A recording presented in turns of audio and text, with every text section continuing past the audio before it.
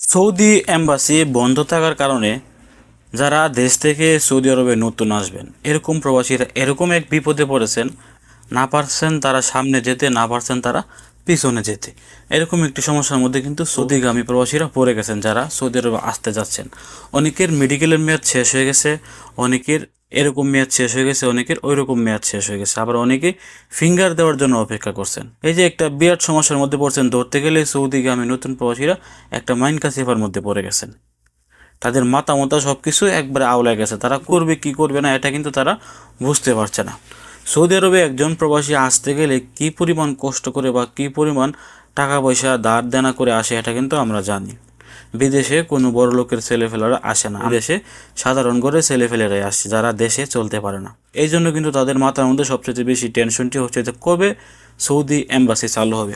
এখন অনেকেই আমাকে জানতে চাইছেন যে ভাই গত বৃহস্পতিবারে নাকি কয়েকটা ভিসা ইস্যু হয়েছে, আপনিও বলেছেন এবং অনেকেই বলেছে যে গত বৃহস্পতিবার অর্থাৎ এই আগস্ট মাসে 8 তারিখে নাকি ভিসাগুলো ইস্যু হয়েছে, কয়েকটি ওয়ার্ক পারমিট ভিসা।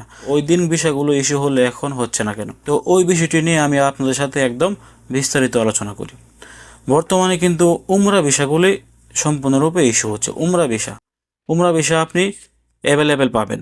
তারা ইন্টারনাল যে কাজগুলো আছে এগুলো কিন্তু তারা এখনও পর্যন্ত করছে, যা ভিতরে যে কাজগুলো আছে এগুলো কিন্তু তারা এখনও পর্যন্ত চালু রেখেছে। তবে তারা সৌদি এম্বাসি এখন পর্যন্ত খোলেনি, সরাসরিভাবে তারা ঘোষণা দেয়নি যে কবে থেকে সৌদি এম্বাসি খোলা। তো এখন কথা হচ্ছে 8 তারিখে যে কাজগুলো হয়েছিল ওই কাজগুলো কি, বা বৃহস্পতিবারে যে কাজগুলো হয়েছিল ওই কাজগুলো কি, কাদের কাজগুলো হয়েছে, ওই কাজগুলো যাদের হয়েছে তাদের এই ফাইলগুলো আগে জমা দিয়েছিল। এই গ্যাঞ্জাম বা বাংলাদেশের এই ঝামেলা বা এই আন্দোলনের আগে যে ফাইলগুলো জমা দিয়েছিল ওই ফাইলগুলোর মধ্যে কিন্তু কয়েকটি বিষয় ইস্যু হয়েছে গত বৃহস্পতিবার অর্থাৎ 8 তারিখে। মনে রাখবেন, আগের জমা দেওয়া কয়েকটি ফাইল এই 8 তারিখে ইস্যু হয়েছে সৌদি এম্বাসি থেকে। নতুন করে তারা কোনো প্রকার ফাইল কিন্তু নিচ্ছে না। আপনাদেরকে মনে রাখতে হবে যে ফাইলগুলো আগে জমা নিয়েছিলেন তারা আন্দোলনের আগে, ওই ফাইলগুলোর মধ্যে 8 তারিখে তারা কয়েকটি ভিসা ইস্যু করে তাদেরকে হস্তান্তর করেছেন। এটা হচ্ছে আগে জমা দেওয়া ফাইল। নতুন করে তারা কোনো প্রকার কাগজ কিন্তু গ্রহণ করছে না।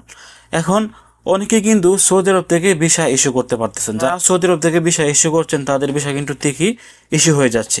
ওয়ার্ক পারমিট ভিসা বলেন, কোম্পানির ভিসা বলেন বা যে কোনো ভিসা বলেন, সৌদি আরব থেকে যারা ভিসাগুলো ইস্যু করছে তাদের ভিসাগুলো কিন্তু ইস্যু হয়ে যাচ্ছে। তবে এই ভিসাগুলো দেশে পাঠানোর পর এই পাসপোর্টটা নিয়ে যে এম্বাসির মাধ্যমে জমা দিবে, সৌদি এম্বাসি যে একটি অ্যাপ্রুভাল দিবেন, এই কাজটি কিন্তু এখন হচ্ছে না। সৌদি থেকে ভিসা ইস্যু করা যাচ্ছে এবং ওই ভিসাটি দেশে পাঠালে ওই ভিসাটি সৌদি এম্বাসি থেকে অ্যাপ্রুভাল দিচ্ছে না বা তারা জমায় নিচ্ছে না, তাহলে তারা অ্যাপ্রুভাল কিভাবে দিবে? এটা হচ্ছে মূল বিষয়। আপনাদেরকে ধৈর্য ধারণ করতে হবে, ধৈর্য ধারণ ছাড়া আর কোনো কিছুই আমাদের হাতে নেই। এখন যেহেতু বাংলাদেশে সব কিছু ধীরে ধীরে স্বাভাবিক হচ্ছে, আজকে দেখলাম রাস্তাঘাটে ট্রাফিকও কন্ট্রোল করছে বাংলাদেশের পুলিশ। সকল পুলিশ কিন্তু ধীরে ধীরে তাদের কর্মস্থলে ইতিমধ্যে যোগ দেওয়া শুরু করে দিয়েছেন। আশা করছি খুব শীঘ্রই বাংলাদেশের পরিস্থিতি বা রাস্তাঘাটে যে নিরাপত্তার বিষয়টি আসছিল ওই নিরাপত্তাগুলো আবারও আগের মতো জোরদার হবে। জোরদার হলেই আশা করছি সৌদি এম্বাসি তাদের এম্বাসির যে কার্যক্রমগুলো আছে, নতুন করে যে ফাইলগুলো জমা নেওয়ার কথা ছিল ওইগুলো তারা জমা নেওয়া শুরু করবে। তো এই ছিল আজকে গুরুত্বপূর্ণ একটি আপডেট। তো আপনারা বিভ্রান্ত হবেন না, নতুন করে কোনো প্রকার ফাইল তারা জমা নিচ্ছে না। যেগুলো আগে জমা দিয়েছিল এই আন্দোলনের আগে, এগুলোর মধ্যে কিছু ফাইল বা কিছু বিষয় তারা বৃহস্পতিবারে অর্থাৎ এই আগস্ট মাসের 8 তারিখে ইস্যু করে এজেন্সির কাছে এই ফাইলগুলো তারা হস্তান্তর করেছে। এটাই হচ্ছে বর্তমান আপডেট। এছাড়া এখন বর্তমানে নতুন করে কোনো আপডেট নাই।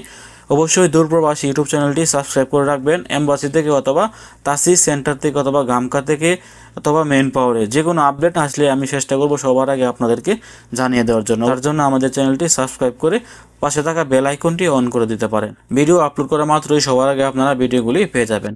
ভালো থাকুন, সুস্থ থাকুন। সৌদি আরবের নিত্য নতুন সংবাদ পেতে দূরপ্রবাসের সঙ্গে থাকুন। আসসালামু আলাইকুম।